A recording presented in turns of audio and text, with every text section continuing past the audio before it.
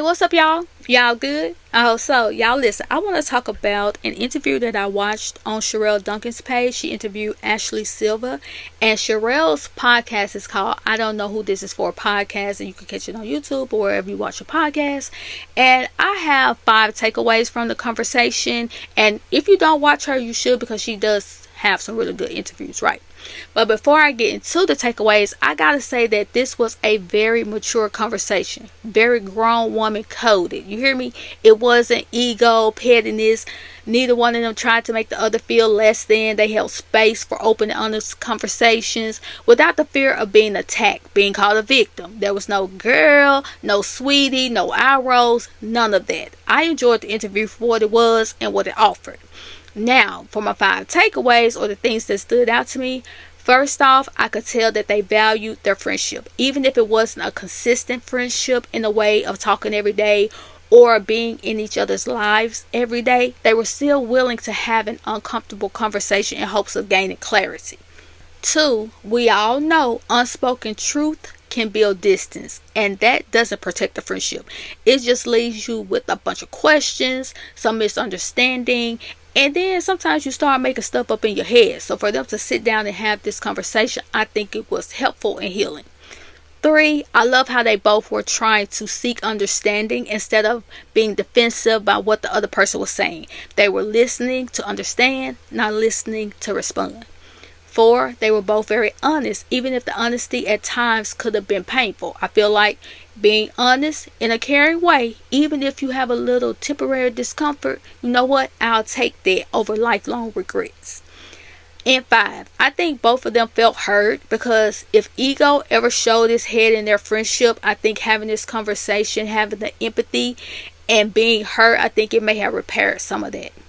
Now, there were other things that happened in the conversation that I just wish that they'll just pay attention to more. So with Ashley, I wish Ashley was more aware of how she responds to certain things. So for instance, when Sherrell said something about Ashley and Quick not showing up for a dinner date, and Sherrell felt hurt by that. She didn't feel like Ashley was there for her. She made mention of seeing Ashley out with her other friends, and Ashley said, "But you don't though." Or when Sherrell said, "I will call you. I call you, but you don't answer."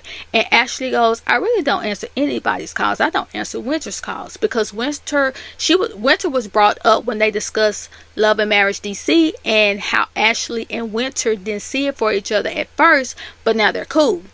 But back to what I was trying to say. So me personally, I don't like when people do that. I don't feel like Ashley was doing it purposely, but sometimes responding like that can come off as dismissive, or like you're trying to avoid the issue. Sometimes people feel like explaining their patterns is the same as resolving the issue.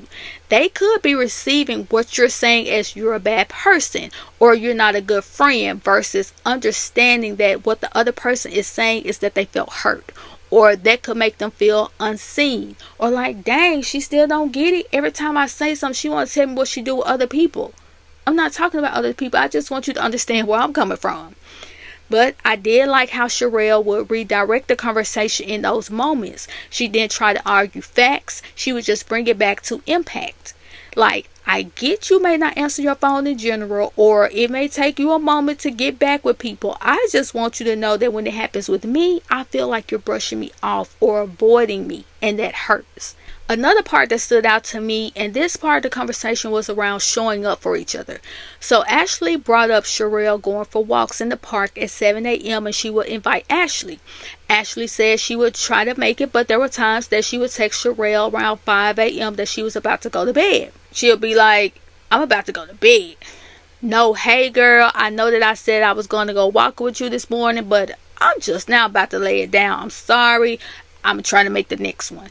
And that's just one of those things for me. If you want to, you will. Because if you really want to go walking with me, you'll make sure you got in bed at a reasonable time so that we can be up and go on this walk. So Sherrell says, "I think it was just the times that you didn't show up for me. And whenever you would have something, I would show up for you. And I think that I was going through so much shit, and I was fighting for my life. And I think we were both just fighting. And I valued you. I valued you more than I did anyone else on the show."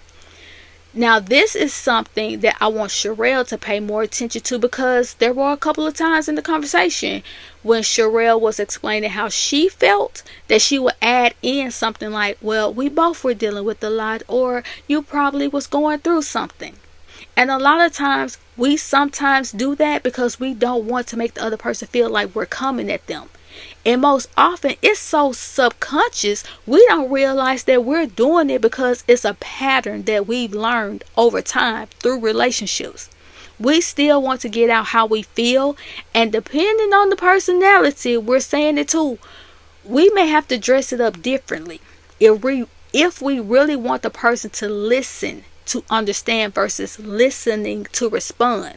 Sometimes you have to put rainbows and cotton candy on what you're saying, especially if you know that person is sensitive in a way that they'll receive what you're saying as an attack versus you sharing your feelings.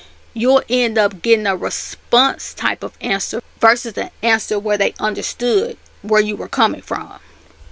So after Sherrell says that she valued Ashley more than anyone else on the show, Ashley brings up Sherrell inviting Alicia, and Alicia is Ashley's best friend. And Sherrell invited Alicia and I think her ex to something. And Ashley says, I was like, what? Kind of like, now what is this about? So Sherrell says, Alicia. Then Ashley jumps in and says, has showed up to what? And this is not shade. In my opinion, there was shade, because I feel like Ashley was trying to prove a point, but it wasn't the point that Sherrell was trying to get her to see. So Sherrell continues and says, it was Alicia who checked on me. I never had to wonder how Alicia felt about me as a friend, and I know that's your best friend. I feel like what Sherrell is describing is an emotional need that Alicia met. When Alicia would check in, that would make Sherrell feel seen, understood, and heard. Ashley says, but I don't understand why you had to wonder. It's like I get it, but I don't get it. There's still a missing factor. I feel like I'm made to feel like I wasn't doing enough and I wasn't checking on you while you weren't checking on me. Now, in this moment, I feel like Sherrell had to wonder what type of friend she was to Ashley, because there wasn't any reciprocity. I don't think she was trying to make Ashley feel like she wasn't doing enough, as in blaming her for anything, but more so trying to get her to understand the ways she wished Ashley would have been present based on the type of friend Sherrell needed in those moments. And that's what Alicia provided. So Sherrell, she gently says, I would check on you. Don't you remember? I even came to your house and I was like, are you okay? I brought you something. And you were like, I'm not okay. Ashley says, and in those same times, we would talk about whatever it was with you too. So if we need to sit on this couch and watch a movie or whatever, we're going to do that today. That's what we're going to do. I feel like sometimes I struggle with reaching out, because with me, I don't reach out when I'm having an issue. I don't want to impose or do too much. And I think that can come off like I don't care. But I do care. I care a lot. I overly care. And I hate that we always get back here. First, Ashley being hesitant to share what she's going through, or people who feel like they're imposing and not wanting to put their burdens on others, they aren't malicious. Most of them aren't malicious. That's more so a boundary for them. That's their comfort zone. And they often function better with people who navigate friendships the way they do, versus being in community with people who want to be met halfway. Their emotional capacity can't handle the things they're dealing with along with what their friends are dealing with as well. And the reason they may not share what they're going through is because they've tried it before and it did work. Whether the person made them feel weak or ashamed, unseen, unheard. So for them to protect their emotions, they built up a wall and said, you know what? I'll figure it out on my own. Now, saying when you came to check on me and I also asked you what you was going on, for me, that comes off as a 2-for-1. Like, well, since she's here, I'll check in on her too. Even though I don't feel like that's what Ashley meant or probably intended for it to come off that way, That goes back to being intentional in friendships. The same way Sherrell made it a point to show up for Ashley. She made it a point to call. She made it a point to get in her car, stop by the store, grab a gift, stop by Ashley's house. Like, girl, hey, are you good? That's the reciprocity that I feel like Sherrell was longing for from Ashley. Not a hey, when I'm going through something I don't like to impose. And that's fine if that works for you, but somebody else may need to talk, get things off their chest, whether it has to do with the friendship or other things that's going on in their life. And even with that, the other person has to go back and self-check. Like, hey, when I be calling my friends, do I always just unload on them?